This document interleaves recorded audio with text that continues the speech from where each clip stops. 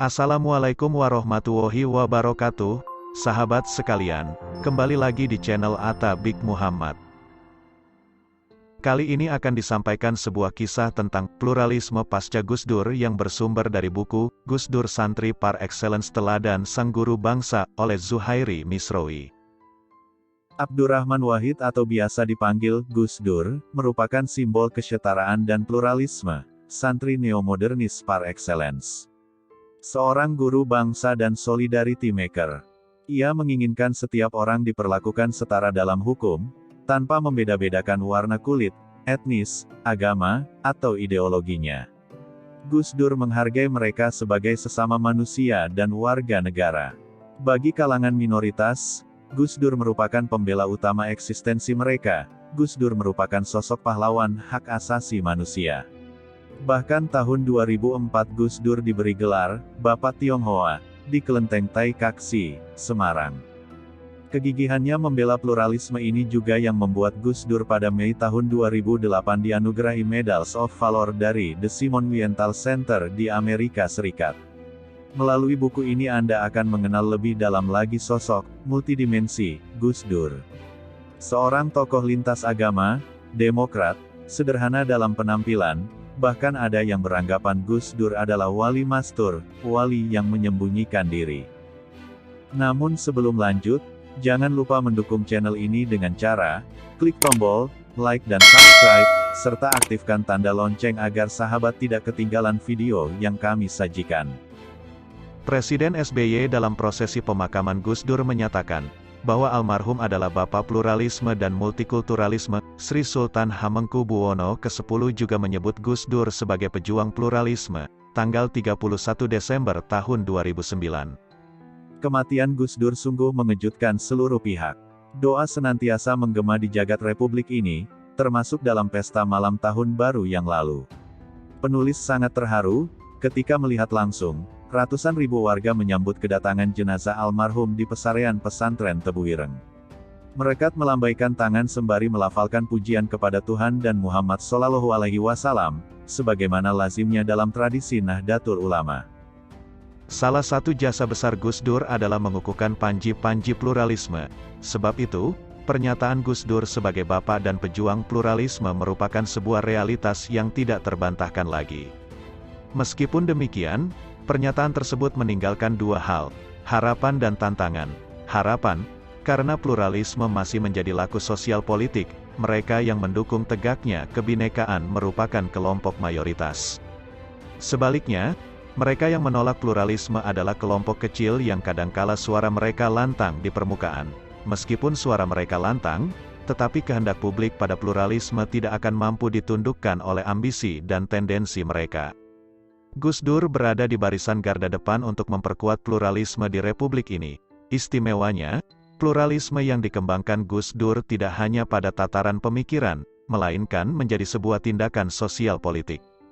Partai Kebangkitan Bangsa yang didirikan Gus Dur secara eksplisit menjadikan kebangsaan sebagai pijakan utamanya, padahal partai tersebut didukung sepenuhnya oleh basis kalangan Muslim tradisional.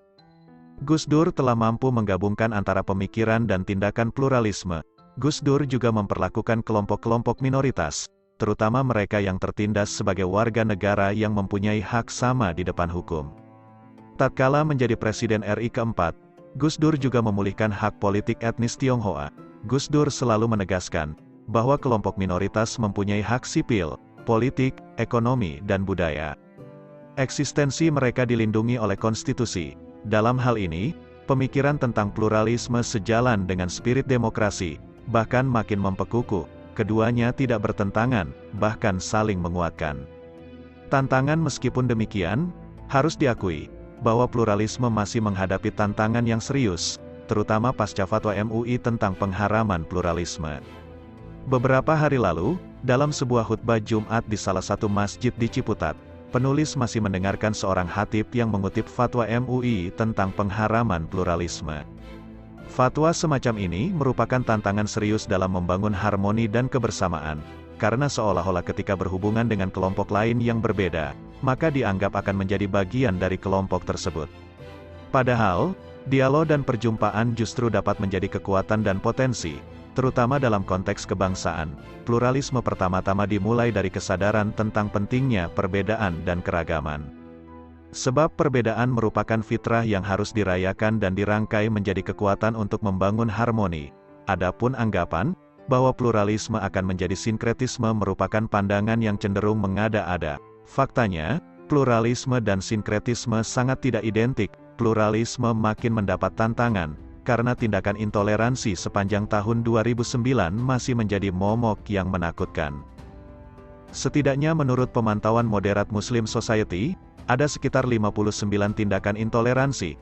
Puncaknya adalah aksi terorisme yang membuktikan bahwa ekstremisme dengan mengatasnamakan paham keagamaan tertentu masih mengemuka. Pelaku dan jaringannya berhasil ditangkap, bahkan dibunuh, tetapi paham dan habitatnya masih terus berkembang.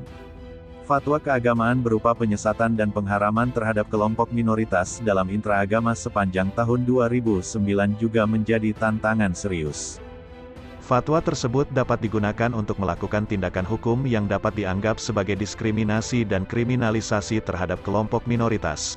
Fatwa tersebut kerap kali dijadikan sebagai landasan untuk melarang kegiatan dan memeja hijaukan mereka dengan menggunakan Undang-Undang Nomor 1, PNPS, 1965 dan KUHP Pasal 156A tentang penodaan agama.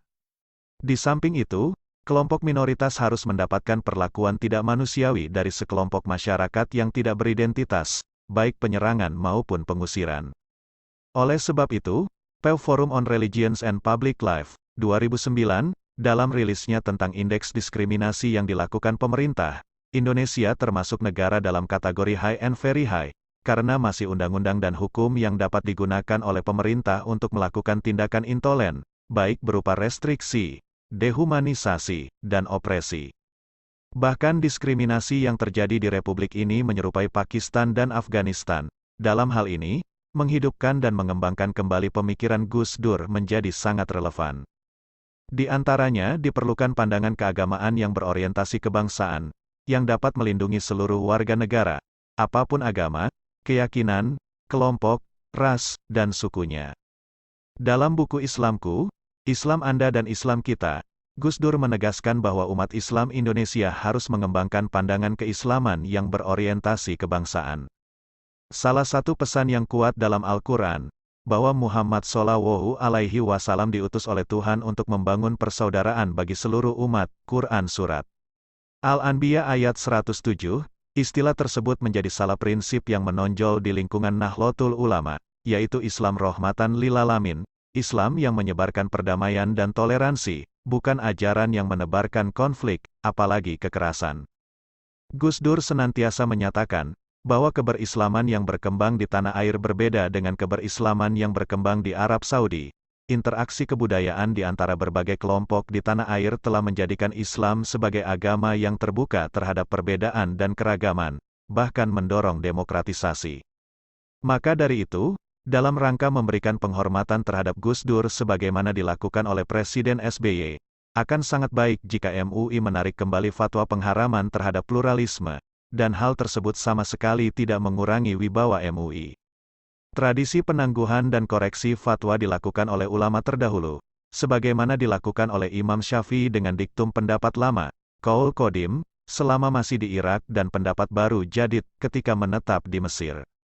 Tentu, di masa mendatang kehidupan berbangsa dan bernegara yang relatif toleran dan harmonis ini harus didukung oleh kebijakan publik dan pandangan keagamaan yang secara sungguh-sungguh dapat memperkuat kebinekaan. Itulah sesungguhnya yang menjadikan Gus Dur sebagai pendekar pluralisme di Republik ini.